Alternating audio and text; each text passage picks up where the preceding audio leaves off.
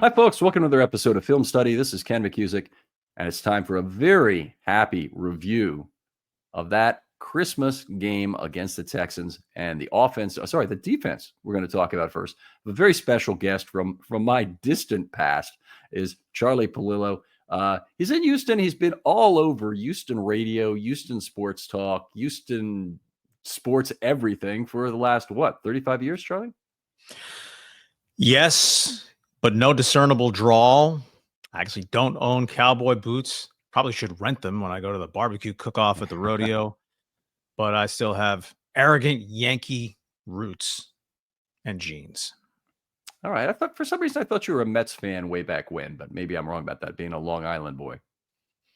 Well, I don't want to bore Raven/Oriole fan listeners, but longer story, as short as I can make it. Formative years, the Mets were terrible, lived closer to Shea, so would go there more than Yankee Stadium. But when you're cutting your teeth on the Munson, Willie Randolph, my first ever true favorite player, Yankees gravitated that way. They won their 2 World Series. Then I got in a simulated baseball league with my friends. The Yankees were taken previously. I was not going to be the Mets and have my friends beat my brains in. So I adopted the Montreal Expos. I remember that. Was all in on the Expos for about 5 years, and that's enough of that. So the Charlie, Tim Raines, Gary Carter, Andre Dawson era, one of the great teams ever assembled that never really won anything. Charlie, my broadcast partner at Syracuse for a year and a half, whatever it might have been. It was 1 year of the late, if not lamented, Friday night sports wrap-up. There you go. With the Special Reclamation Project, baseball player at the time was? Don't remember. Refresh my memory when you Vida tell me this. Blue. Do you remember Vida Blue was having a big comeback at that point? And we thought it was kind of cool. And gotcha. Okay. This would be the 40th anniversary autumn of said show. That it was a lot of fun back then. And I'll tell you, 2 people at Syracuse probably convinced me more to get out of broadcasting at the time. And one was you, Charlie, because you came in so polished as a young man and really energetic, always on the air, and always just very in control of your own self and whatnot. The other was Dan Hoard. And you've probably followed how great his career has been. Dan Hoard, really more of a contemporary of mine. Charlie is 3 years younger, I believe, if memory serves. But Dan Hoard, contemporary, and he's gone on to be the voice of the Bengals and the ultimate personal triumph, something I've never been more proud of a classmate ever for. He's been mentioned on The Simpsons, specifically by name, in a very big moment. And a fantastic guy. And yes. To throw one more dated Syracuse reference in, credit to Dan Hoard. I hope he doesn't mind the credit all these years later. But when summing up Jim Boeheim, the longtime phenomenally successful and irascible Syracuse basketball coach, Dan Hoard once uttered off air, if a hemorrhoid could talk, it would sound exactly like Jim Boeheim. I never heard that one. That's very good. That was a mic drop moment off mic. All right. Well, let's get back to this Ravens game here. Ravens take a commanding lead in the AFC North race. If you look at gambling markets today, it's now 92.4% based on gambling markets that the Ravens will win the North. I just checked it a couple of minutes before we got on air here. A home playoff game means a lot to season ticket holders. Now, I know there's a few Ravens fans out there who say, we don't care about a home playoff game because they haven't been that successful at home. They managed to lose to the Chargers and they lost to the Chiefs in the AFC Championship. I can tell, keep it to yourself. As a season ticket holder, I want a home playoff game. So screw you, okay? If you don't really care, it's just you're throwing away somebody else's money effectively. Well, I think the practical consideration is be the 3 seed, handle business, and in the event Buffalo gets knocked off, then you get a second home playoff game, right? It's easy to bump up from the 3 than from the 4. I think you can get too cute sometimes trying to game the system, right? The Steelers, frankly, whoever the first wild card winds up, probably going to be a favorite at Houston, given the state of the Texans. And, well, in round 2, would you rather have to go play at Kansas City or at Buffalo. In the Ravens case, they annihilated the Bills, right? At Baltimore, lost to Kansas City way back when. I would rather go right now. Kansas City wins all these close games. I think they're liable to get picked off in a home playoff game, more so actually than Buffalo. But as always, we're just guessing, some more educated than others. Mm-hmm. Yeah, it's a good one. And one of the other things that I think behooves the Ravens is we're big fans of the Cincinnati Bengals right now. I think they are the most dangerous potential number 7 seed in the field. They're not likely to get it done, but they might, and they hold their destiny in their own hands if they win this Sunday. Well, actually, they hold their destiny in their own hands currently to get to the final week with a chance. So that's the thing they hold. They still need a Chargers loss and a Denver loss, and the Chiefs may have no interest in getting the Bengals into the playoffs. But a good if a Bengals team is in, it could mean that the Bills will have to play them. The Bills certainly have had some problems with Cincinnati over the years, and it could also mean that if they win that game, that they would go to face the Chiefs, which would at least be some challenge in that first game, I think, for them. Hey, in a single game scenario, and the Bengals would feel like they got the phone call from the governor, right? Clemency granted, you're in the postseason, and Burrow, Jamar Chase, T. Higgins, they can hang 35 or 38 on anybody on any given playoff Saturday or Sunday, or they added a Monday game yet, inevitably coming. So I'm with you. The Bengals have the capability of winning a shootout with anyone, as opposed to the Chargers coming all the way west to east, warm weather team coming to a possible frigid game in early January.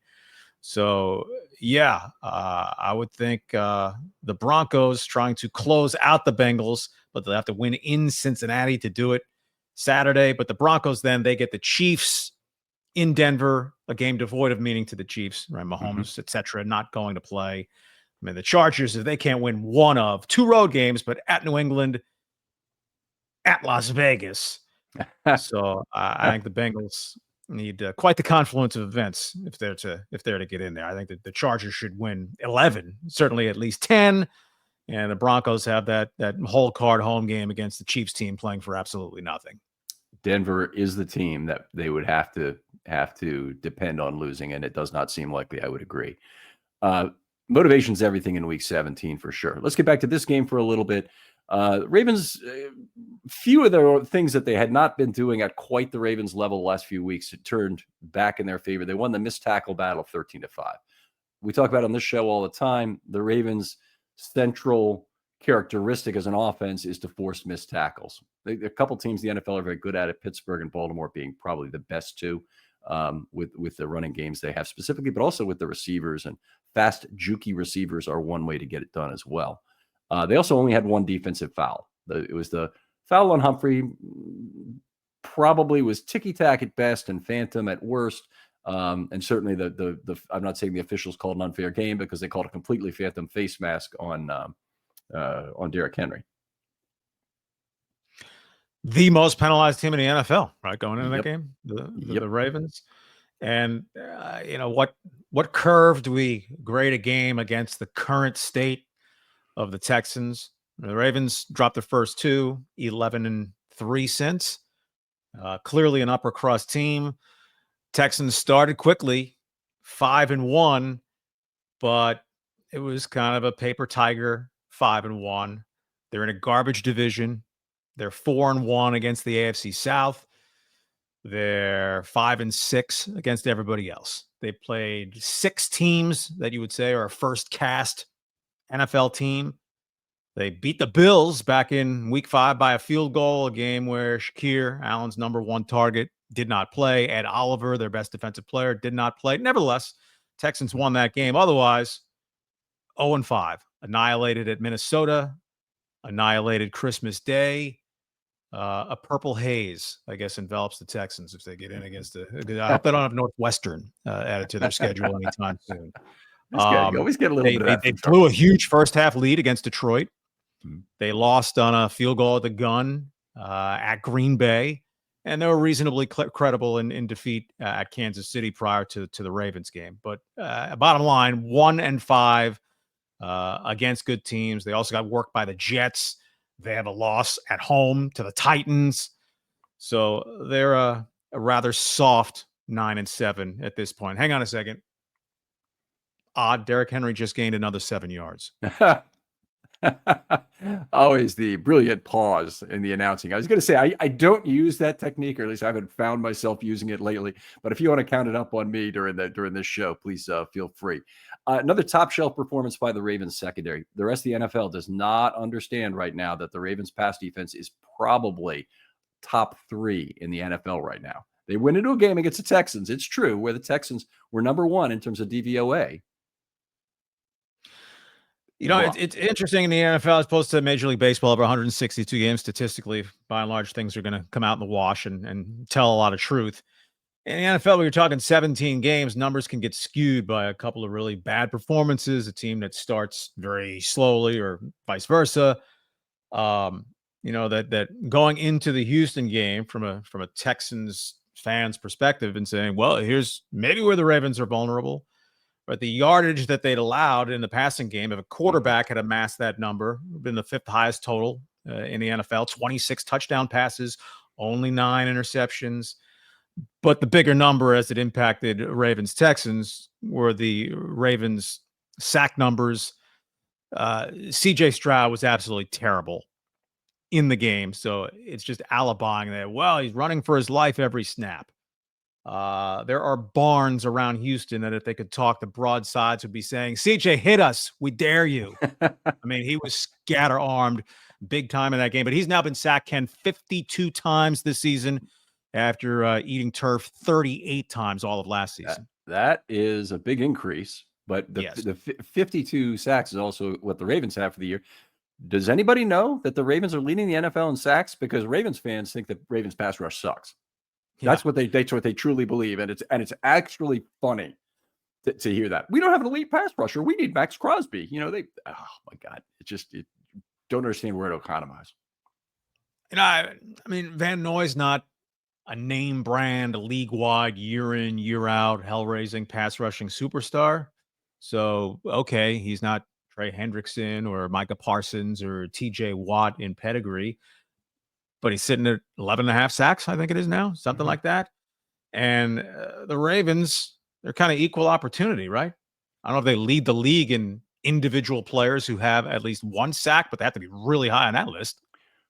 Yeah, they've been higher in the past because they used to get more for defensive backs, and really, like last year they got 7 sacks out of slot corner. But yeah, they and it was several different slot corners who did it. But yeah, they've been a very good pass defense these last 6 weeks. They played 5 playoff teams, and admittedly, 2 of those were the Steelers. One of them was the Texans. If you want to denigrate the Texans, I don't think that's fair. But one of them was Philly, and their passing game is not spectacular with Jalen Hurts. And one of them was Justin Herbert and the Chargers. I think you got to give them at least some credit there. During those last 6 weeks, the passer rating combined is 76.3, and they've allowed 4.4 yards per offensive play by those teams, which I think is probably the more impressive statistic. Yeah, and they're light in the takeaways. The interception of Stroud. Man, Kyle Hamilton's pretty good. I hope people don't complain about him up there. Why do they have more interceptions? So they have just 10. But as you know, there's an element of randomness to interceptions in a given year. Like a baseball hitter in a year where it's going well, that, man, he has an inordinate number of bloops that seem to be finding grass or turf.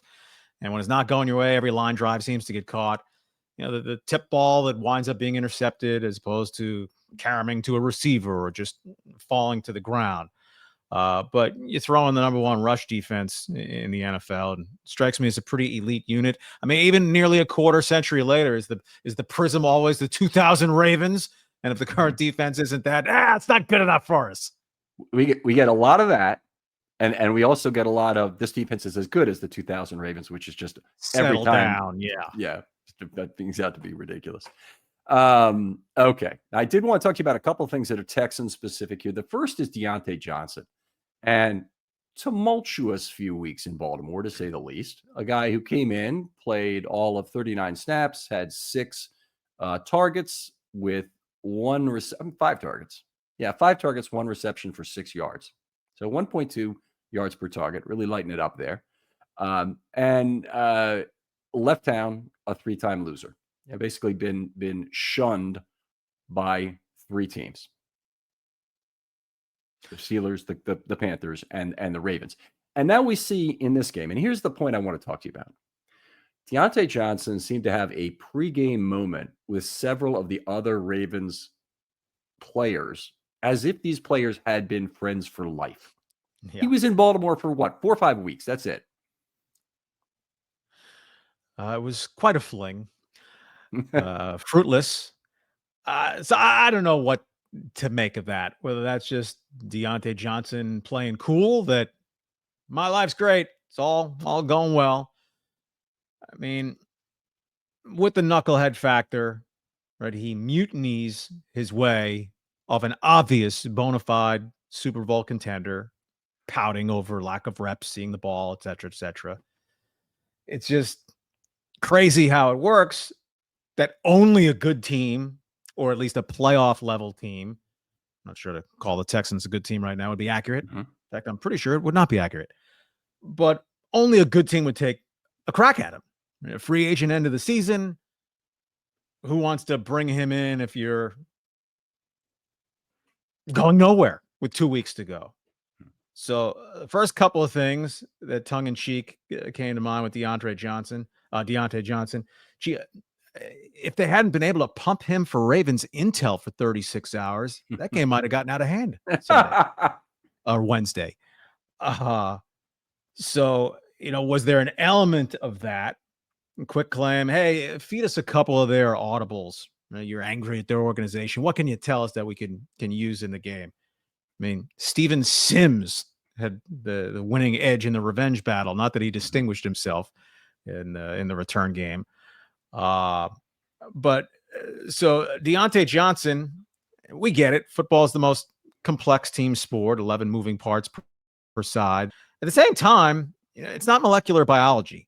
So if the Texans destitute at wide receiver, apart from Nico Collins, lost Stephon Diggs a couple of months ago, then the gruesome Tank Dell injury, and the cupboard's pretty bare after that, as Ravens fan probably chuckled at during the course of the game. So you bring in Deontay Johnson. You can't tell him on this specific play, you're going deep. For this play, you're running a 12-yard out. You can give a specific limited play instruction. If you thought he could upgrade you in this game, you don't have to learn your whole package. Right. I mean, He didn't have to just the help regular pick play let's pick call. up or anything like that.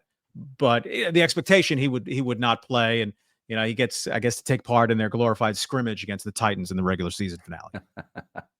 The regular play call in the huddle, I mean, what you listen for by position group is blah, blah, blah, blah, blah, blah, blah, 159 at the wide receiver. And so he's going to know, oh, I've got a 5 route this time. I don't think that differs from team to team. I mean, if they did turn that into words, they'd be making it too complex for the quarterback to deal with it, I think. So, he's got to already put together a lot of numbers, that he has to read off his armband typically that do that. But it's from his perspective, it's blah, blah, blah, blah, blah, 159. And I'm that number in the middle. Yeah, so maybe he'd fire Chevy Chase at you. I was told there would be no math and not have to pick up the numerical nomenclature the Texans use. But if they had chosen to, they could have given him a limited number of plays. But when it's 31-2, I don't care what he did. It would have had no material consequence in how that game unfolded. I think that one of the probably missed delicious ironies for Ravens fans, at least, because Ravens fans have just a thorough disgust for Deontay Johnson. But there is another thing I want to talk about with religion that. But Anthony Miller getting his first catch in 3 years in the NFL, being brought up from the practice squad where he's been all year, and getting a catch at the end of that game, beautiful, just absolutely gorgeous. That would happen in a game where Deontay Johnson has left the team behind. But I guess one of the things I'm seeing said is people posting a video of that pregame get-together between Deontay Johnson and his Ravens friends and saying, I told you it was all a coaching problem. This tells you it was all a coaching problem. Yes, birds of a former feather still flock together. Was Mama Gump, stupid is as stupid does, Mm-hmm. from Forrest Gump. So, hey, if he had a couple buds that he was friendly with, whether he was just a social butterfly and bonded quickly, or maybe a couple guys that he knew before he'd never joined the Ravens, I just think incidental and irrelevant, other than giving Ravens fans one more thing to cackle about the game. Yeah. Okay. Well, just a frustrating thing. Now, fortunately, of the three teams who he's jilted, they've jilted him, whatever, he's parted ways uncomfortably with. The Ravens are the ones who didn't spend a lot of money. They did spend a tiny amount of draft capital, about maybe a 20 or 30 slot drop for trading a 5 for a 6, I think it was, to get him. But not the end of the world. Still not something I would ever want to give up in terms of that. Let's talk about the MVP race for a little bit. I just want to get your opinion on it. And you're an outsider, you presumably have no stake at all in the Jackson. Who is that other guy from Buffalo thing? Josh Allen. Correct. No skin in the game. I will say, if looking at it through a very tunnel visioned Houston perspective, Lamar giggled his way to a monster game. Josh Allen down here was 9 for 30 in the Bills' loss to the Texans. At that point, it was like, geez, would the Bills be better with Rob Johnson or Doug Flutie than this guy in this game? It's not a mistaken vote to go for Josh Allen, who's had a brilliant year. He does not have Derrick Henry. They beat the Chiefs. They're the only team to beat the Chiefs. They have the second best record in the conference. Of course, like a starting pitcher in baseball, one-loss record can't all be ascribed to the quarterback's performance. Then on the other hand, head-to-head, Ravens 35, Bills 10. I have no problem either way. I think what probably works against Lamar more than anything else, maybe call it Michael Jordan syndrome. We want to vote for somebody else. Mm-hmm. Not that Karl Malone was undeserving or Charles Barkley was undeserving, but they just didn't want to give it to Jordan every year, or it was assumed he's so great. Let's define valuable in a different way. So that Lamar already has 2, but statistically is having his best year. And Ravens have won 11 of 14. It's not like they're 9-7, way in the rear view of Buffalo. But Allen has been sensational. So personally, if given a vote, I would very slightly lean Jackson. I mean, 39 touchdown passes to 4 interceptions is an astounding ratio. That's peak Green Bay Aaron Rodgers, not the cartoon character with the Jets now. I think in Brady's Randy Moss record year, he was 50-7. Peyton Manning, maybe 55-10 when he broke Brady's touchdown record with the Broncos. I mean, 39-4. Again, with the math, that's almost a 10-1 touchdown to interception ratio. And then you look at QBR, number 1, pretty much silly traditional quarterback rating, but number 1. So what's the linchpin of an argument for Allen that they're second only to Kansas City, and they beat Kansas City? Passer rating, he's in position to potentially set the all-time record. So that would be, I think if he did that, I think it would be very difficult to deny him. But the other thing is that he's never really been given proper credit in any year for what he does for the rest of the offensive unit. And you can really see this for any of the running backs that have ever played with Lamar Jackson. I mean, they play their best football of all time when they come to the Ravens. Derrick Henry, the last 3 seasons with Tennessee, had a 46% success rate. Now, did he have a bad quarterback he's playing with Tannehill and with some other goons there? Sure. But 46% is not good for a top back. And then he came here and he's at 59%, which is the highest success rate ever for a 300 carry back. In fact, it's the second. Clinton Portis was at 59.3% in 2002, which is the only back who's been over him in 230 plus carries. So he's having a historic season here, and it's he owes Lamar Jackson a commission on those rushing yards. And I doubt they'll have the tenure to be thought of as one of the great tandems in NFL history, as opposed to doing it for just a year or two. But name a better one than Lamar Jackson and Derrick Henry, who there are probably still some people slow to coming around to, oh, he throws the ball pretty well now too. Mhm. I mean, the first drive yesterday, when he takes off, you can just see he's a tailback playing quarterback who is a quarterback. There's nothing gimmicky about it. Mike Vick, other than maybe his comeback season with the Eagles, was never close to this realm as a passer. So it's like Lamar Jackson runs like an Oklahoma quarterback operating the wishbone in the mid 80s. And now he's passing at a Drew Brees, Tom Brady, Peyton Manning level. I mean, that's a pretty stout exacta. And then you throw in Henry, who clearly had more in the tank. And what they replaced 3 starters in the offensive line, Yeah. right? So, the slow start, maybe a little bit of that to coalesce. Henry, by the way, who cruised to his 147, whatever the final total was, with the Titans, he had a 4-game streak of 200-yard games against the Texans. So he'd been a recurrent nightmare for them. But yeah, with the defense seemingly straightened out, and you talked about the secondary, this obviously is a team that could win the Super Bowl, but I guess in Lamar's case, until he has a huge individual playoff game, that's a cross he'll have to bear. Yeah, well, that is what is. And they will continue to raise the limit of what is a huge individual playoff game until it's the Super Bowl, because he's won maybe an AFC championship and lost a Super Bowl. But whatever it is, the goalposts have been moved so many times with Lamar. It's funny. Let's talk about the Texans for a second here before we move on to the rest of the Ravens here. D'Amico Ryans, I hear stuff, and this does kind of relate to Baltimore too. I actually have heard people talking about the need to fire D'Amico Ryans, and also the need to get a new quarterback, make a change at quarterback this last week, which seems to me so absurd I cannot even say on both counts.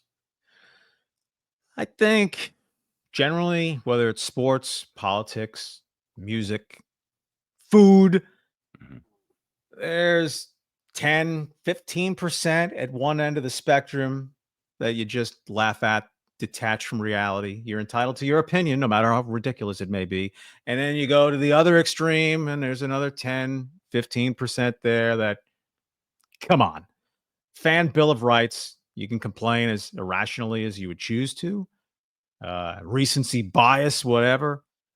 For those who want D'Amico out, they're going to be crushingly disappointed. He's 2 seasons into a 6-year contract with 2 division championships. And even if you're playing in the American Athletic Conference or the Sun Belt, as opposed to the SEC or the Big Ten, the Texans had won 10 games combined the 3 seasons before D'Amico got here. He's looking at 10-7, 10-7. They won a playoff game last season. Now, this season is not successful because you get to drop another cute little division championship banner from a chump division if you lose your home playoff game in the wild card round this year. But they're not going to fire the head coach. The offensive coordinator is much more interesting in terms of, is he definitely back? Bobby Slowick, who year 1 was getting head coach interviews at a branch of the Shanahan tree, which is losing luster this season. In Slowick's case, the chronic problems in the offensive line. The O-line coach, first-year guy, he's the one I can't see getting back for a second year. He'd been with the Colts for 4 years. It's almost as if he was a Colts sabotage guy to send down here, because it's just a jailbreak, seemingly basic stunts and games where they have veteran offensive linemen blocking nobody. Which way did he go? But D'Amico Ryans is on absolute terra firma. The coordinator, if they have a poor playoff showing, Stroud, absolutely a step back, but he had an historic rookie season as a passer, and life's not linear. You don't start off as a rookie and necessarily get better till you win a Super Bowl, if you're going to ultimately get there. But he has been grossly inferior. Some of that due to circumstances around him, the wide receiver injuries. Joe Mixon missed 3.5 games earlier this year, and the offensive line often playing as if in tatters. They have not been destroyed by injuries season long in the offensive line. The guy they lost for the longest period of time was by far their worst offensive lineman. But Stroud, the accuracy has been down. I mean, he was rather candid in his post game on Wednesday. I just haven't made plays the way I did last season for whatever reasons. So at a bare minimum, it's best 2 out of 3. One good, one not so good. Which way does it tilt? For the Texans' bigger picture, they're now halfway through, having the franchise quarterback, air quotes or not, on the cheap, right? On the rookie deal, second pick in the draft, but still, a $10 million cap hit basically for another 2 years before it gets exorbitantly expensive. And oh, by the way, for the wackadoo saying move off of CJ Stroud, move to what exactly? Yeah, Kirk Cousins will be out there this offseason. The Texans are a playoff team, so they're not drafting in the top 20 in the first round in what projects to be a lousy quarterback draft anyway in 2025. So there is zero possibility they even contemplate moving off CJ Stroud. It's not a sophomore jinx. It's a sophomore slump or fall off. And, well, they have plenty riding on what he does as a junior. Sure. Great quarterback. And you couldn't have asked. I mean, the resurrection that the Browns afforded the Texans in terms of rebuilding the franchise after the morass of Watson, just unbelievably generous in terms of what they did for that team. We're happy as AFC North rivals of the Browns. We're certainly happy with that. The Browns situation after the Watson contract, don't know if you've looked at it, but they basically mortgaged all of their 2025 future already. And I'm not talking about like in terms of like, have they spent up to the cap right now? If anything you look at with the Browns, they've spent over it or they spent very close to it. They've spent literally every flexible dollar of 2025 already. They can't restructure those dollars. They're already spent. So, it's a tough place to be. And the Texans were the beneficiary. And I wish it had been an NFC team, but happy to. Desperate and stupid can be a very self-harming combination. And the Browns perfected it. 5 years, $230 million, all guaranteed. And yeah, we vetted his character. We believe in him, blah, blah, blah, blah, blah. Watson, just the football player, quarterbacked a 4-12 team here his last season and then quit. Right? He gave himself a gap year. And coming off of that, and then obviously all the off-field stuff, organizationally, the Browns are getting exactly what they deserved. All right. So week 17, what do the Texans look like in terms of approaching the game, and how does this lead them into the playoffs? Yeah, I mean, they're locked in at 4, so it means nothing. So which side of the coin do you flip to wash the taste somewhat of Christmas Day out to feel like, look like, play like a somewhat competent team? Do you play it like the dress rehearsal preseason game, the teams that even do that anymore, where, all right, the starters will play till we see one good series. If we get one good drive offensively, that's enough. But with all the hits that CJ Stroud takes, and another that rightfully had the natives beyond restless, end of the first half Wednesday, 21 seconds left, deep in your own end. Yeah, we're going to try to throw the ball. And sure enough, Stroud gets hit and limps off the field. Ryans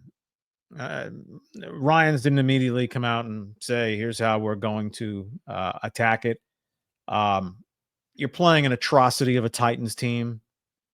You're not going to gain vengeance for having lost at home by going and winning there in week 17. So to me, discretion is the better part of valors. You sit Stroud, you sit Nico Collins, you sit Will Anderson, you sit Danielle Hunter.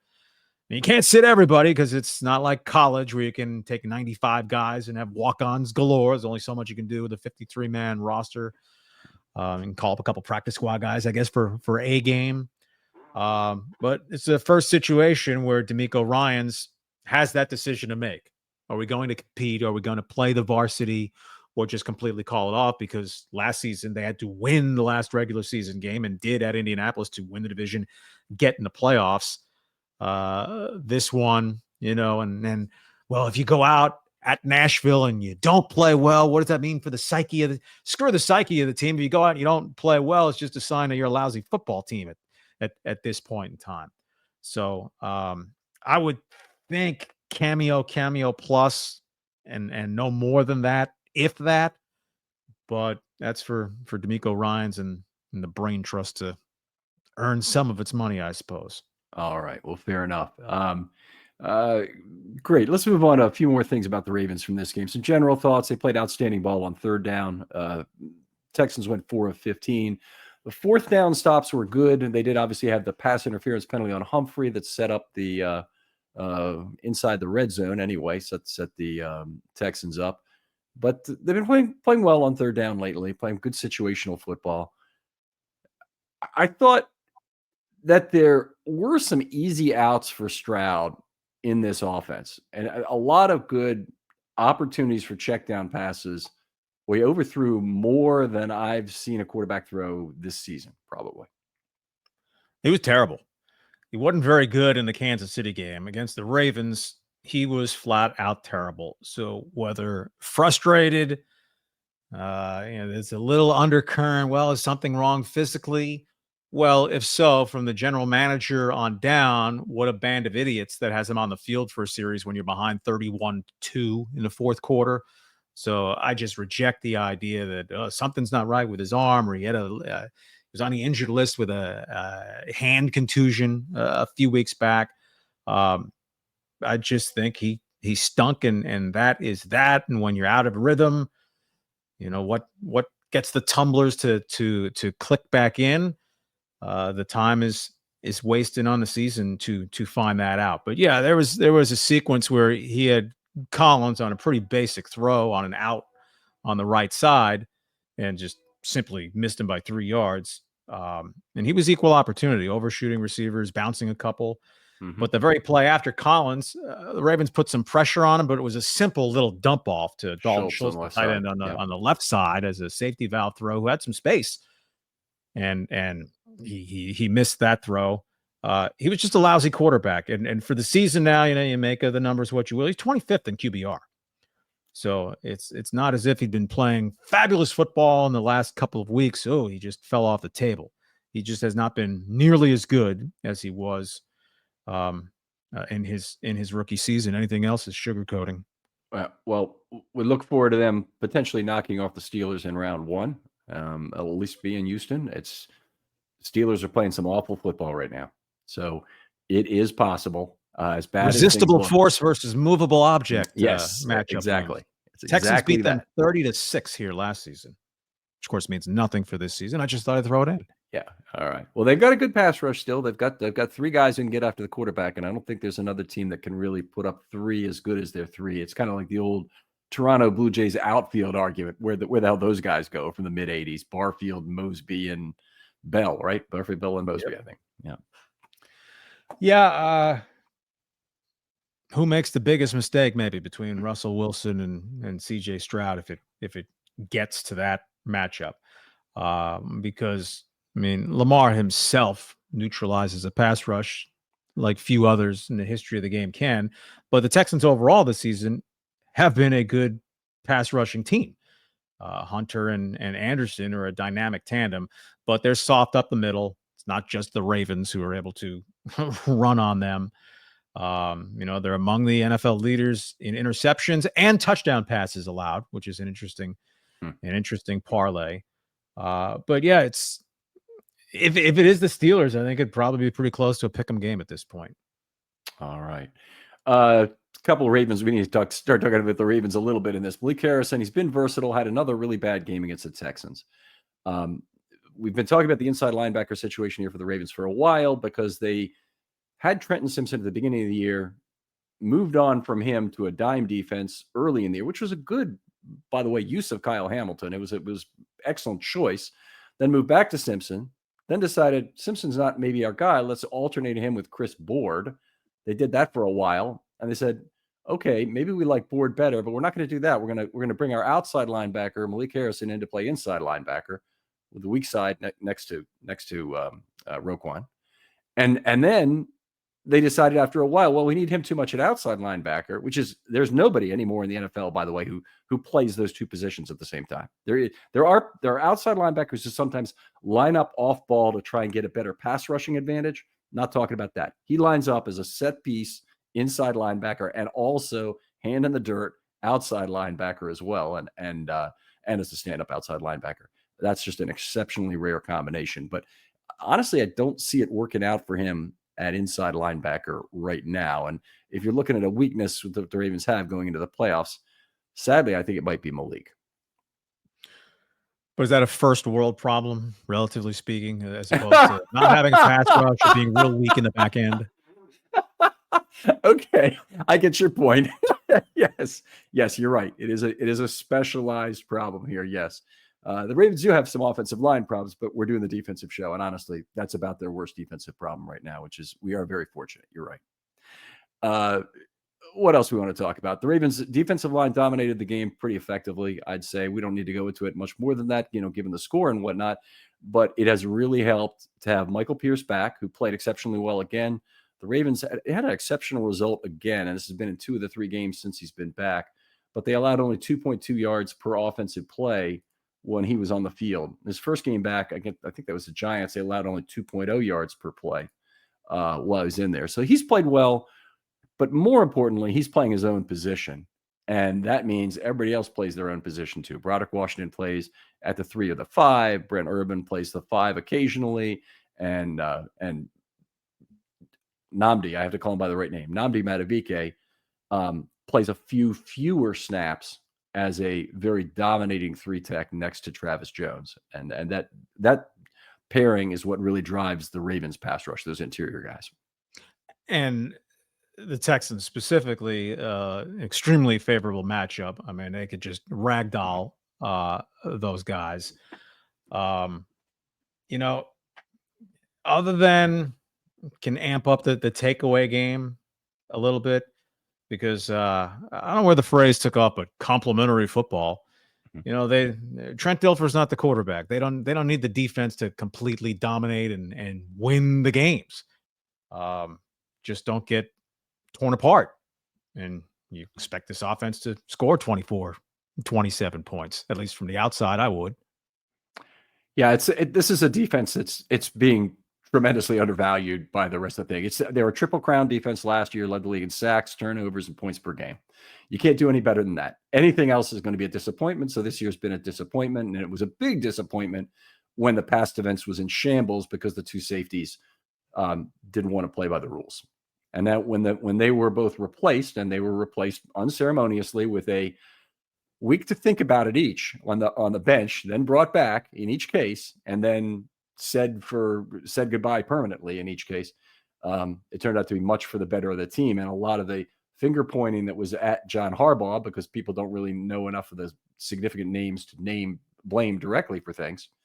It's always the head coach's problem, right? Because they made some sort of a coaching error, or Zach Orr, they would blame as well.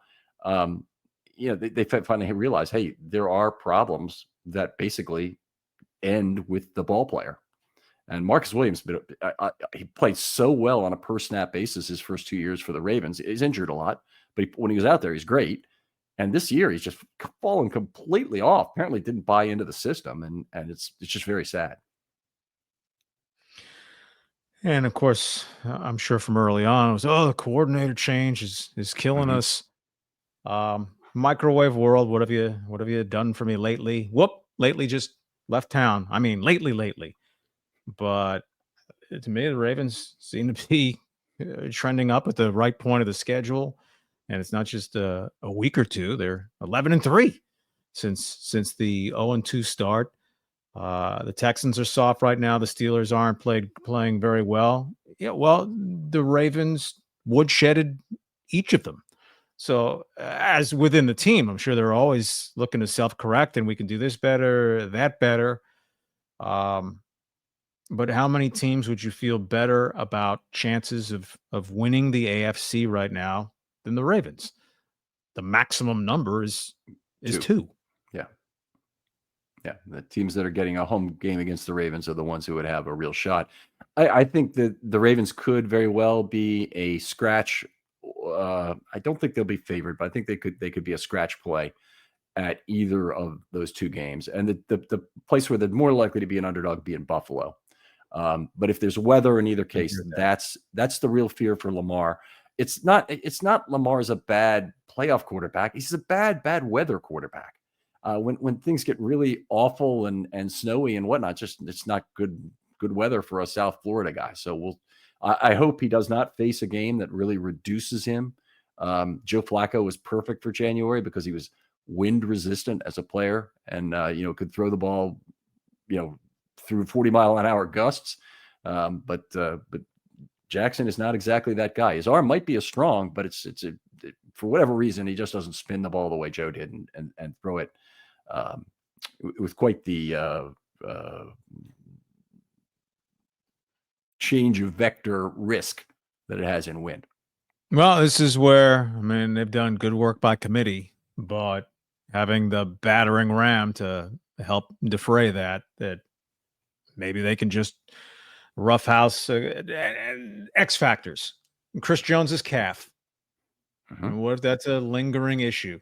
I mean, that takes the Chiefs' defense down 2 pegs immediately if he becomes a part-time player. Certainly if he can't go. So there are wild card variables in there. I would just add that you have 2 tight ends, better than most teams' number 1 tight end. An offensive line that evidently has developed quite well over the season. But you didn't have Beyonce doing a halftime show at the stadium there. So Houston can weekly hang its hat on that. There you go. That's about all. I mean, right for opening day last season, the wild card game last season, Christmas Day this season.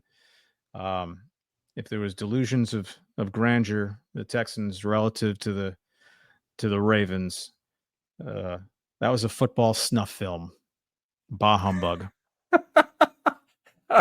It's just he can't turn it off, folks. I'm telling you, I do remember this. It's been a while since we worked together for a longer show like this. I'm usually on a segment on his show in Houston when that comes up.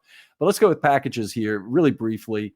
Ravens only played 3 packages. They've become the most simplified defense you could imagine these last few weeks. They played base 7 snaps, held the Texans at 2.4 yards per play on those. They played the standard nickel 35 times.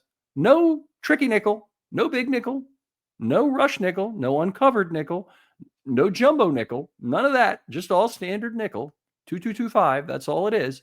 And they gave up 3.2 yards per play on that. Had 4 sacks and 1 interception. And then they played the 4-corner dime they've been playing. And this is a big one, Charlie, because the Ravens have gone to this. They don't have enough safeties on the roster to field a 3rd safety in the dime. And they really don't like their inside linebacker coverage options on 3rd down. So they feel the need to replace that player, and justifiably so. But they've been using Brandon Stevens sort of in that role, and he's usually, not always, but he's usually matched up against a flexed player or on a tight end. He was even in line and not at the weak side linebacker position. Now, he was a couple times in this game, I noticed he's more standing like a weak side linebacker.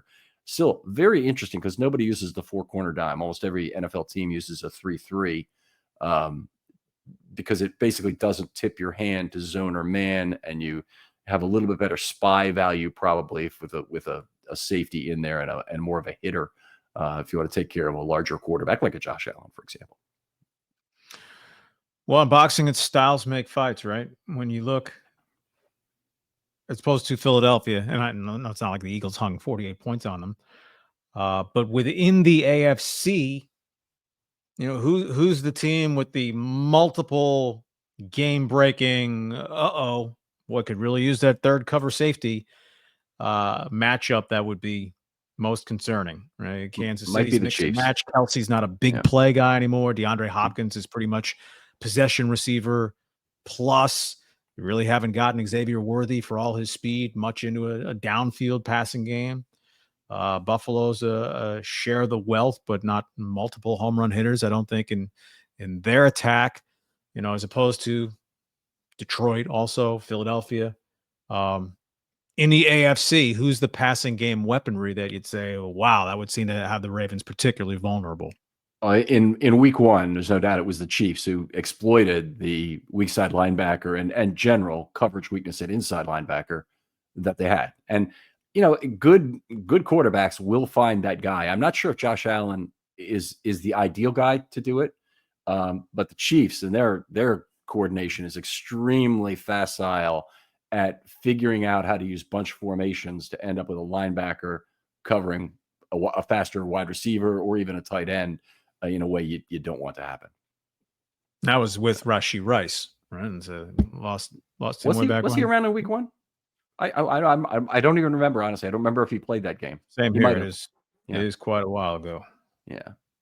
All right. The other thing that was a little bit surprising about this game is how light the Texans played at 1.21 tight ends plus fullbacks plus OL6. Now, they didn't use a fullback or an OL6 in the game, so it's just tight ends. Has that been true the whole year? Have they not had not a lot of 12 personnel? They, you mentioned fullback. They rarely deploy a fullback at all. After last season, I think it was 20% of the time, maybe top 3 or top 5 in the league in use of fullback. Not this season. Dalton Schultz is a poor blocking tight end who's been a mediocre receiving blocking tight end.